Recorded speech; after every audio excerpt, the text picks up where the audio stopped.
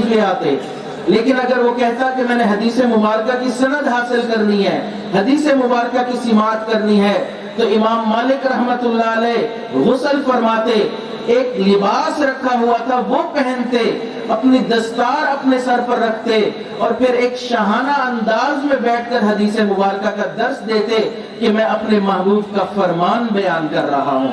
اس کا ادب ضروری ہے۔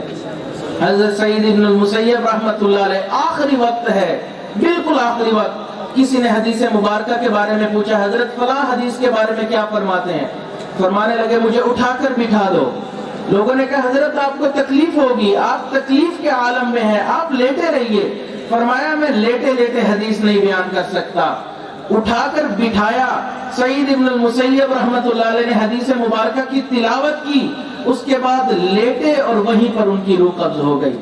اتنا آخری وقت تھا، لیکن حدیث مبارکہ کا ادب کرتے تھے کہ اس کو میرے محبوب سے نسبت حاصل ہے۔ تو اس لیے ہم ان چیزوں کا احترام کریں، ہم ان نسبتوں کا احترام کریں، ان لوگوں کا احترام کریں جن کو محبوب سے نسبت حاصل ہے۔ سید حضرات کا ہم احترام کریں۔ ایک پہلوان تھا، بہت زبردست چوٹی کا پہلوان تھا، جس سے مقابلہ کرتا تھا اس کو پچھاڑ دیتا تھا، کوئی اس کے مقابلے میں ٹھہر نہیں سکتا تھا۔ بادشاہ کی نظر انتخاب پڑ گئی تو بادشاہ نے اس کو اپنا پہلوان بنا لیا۔ اب وہ شاہی پہلوان کے طور پر زندگی گزارنے لگا، تو دن بدن اس کی شہرت میں اضافہ ہوتا چلا گیا، حتیٰ کہ بادشاہ نے اعلان کروا دیا کہ جو بھی آئے اور میرے پہلوان سے کشتی کرے، اگر اس نے میرے شاہی پہلوان کو گرا دیا تو میں اس کو انعام دوں گا۔ بڑے پہلوانوں نے کوشش کی لیکن اس کو گرا نہ سکے، اتنا طاقتور اور داؤ پہ جاننے والا وہ پہلوان تھا۔ حتیٰ کہ لوگوں کے اندر یہ بات بیٹھ گئی ذہنوں میں کہ شاہی پہلوان سے جیتنا ناممکن ہے۔ لیکن اسی زمانے میں ایک کمزور نوجوان تھا جو سید تھا، نبی علیہ الصلوۃ والسلام کی اولاد میں سے تھا۔ اس نے سوچا کہ میں جا کر اس شاہی پہلوان سے مقابلہ کرتا ہوں اور اس کو گراتا ہوں اور انعام پاتا ہوں۔ بادشاہ کے پاس آیا اور کہنے لگا بادشاہ سلامت، میں آپ کے شاہی پہلوان سے لڑائی کرنے کو تیار ہوں۔ بادشاہ حیران، اتنا کمزور نوجوان میرے شاہی پہلوان سے کیسے لڑے گا؟ لیکن اس نے کہا فکر نہ کریں، میں لڑوں گا بھی اور جیتوں گا بھی۔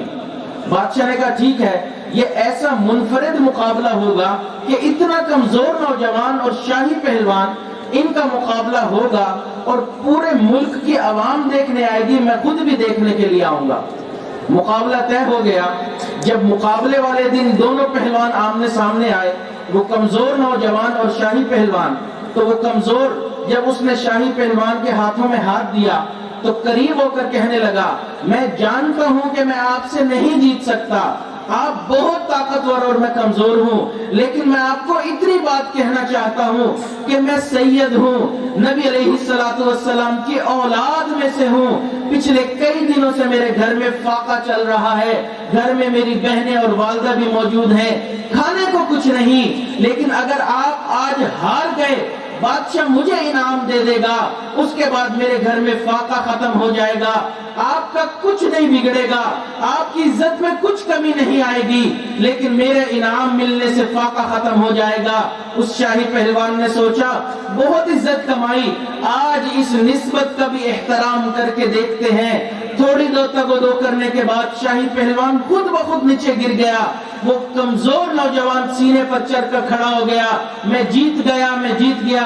بادشاہ کو یقین نہیں آیا، کیسے ممکن ہے کہ میرا پہلوان ہار جائے؟ اس نے دوبارہ مقابلہ کروایا، وہ شاہی پہلوان تھوڑا ہاتھ پاؤں ہلانے کے بعد دوبارہ گر گیا۔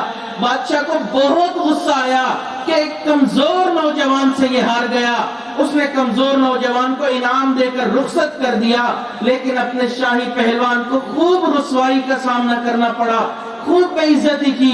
بادشاہ نے کہا میں نے تمہیں عزت دی، میں نے تمہیں شہرت دلوائی، میں نے تمہیں اتنا انعام پیسہ دیا، لیکن تم ایک کمزور نوجوان سے ہار گئے، تم نے میری بھی بے عزتی کر دی کیونکہ تم میرے شاہی پہلوان تھے۔ حتیٰ کہ لوگوں میں بھی اس کی عزت داؤ پہ لگ گئی کہ شاہی پہلوان کمزور نوجوان سے ہار گیا۔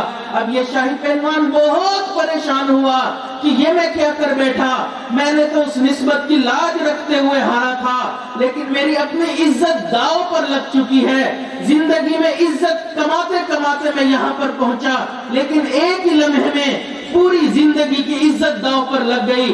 بہت پریشانی کے عالم میں اپنے گھر میں آیا، رات کو سویا، نبی علیہ السلام کی زیارت نصیب ہوئی۔ محبوب نے ارشاد فرمایا، آپ نے میری اولاد میں سے ایک شخص کی میری وجہ سے عزت افزائی کی، اللہ آپ کی عزت کے ڈنکے پوری دنیا میں بجوا دیں گے۔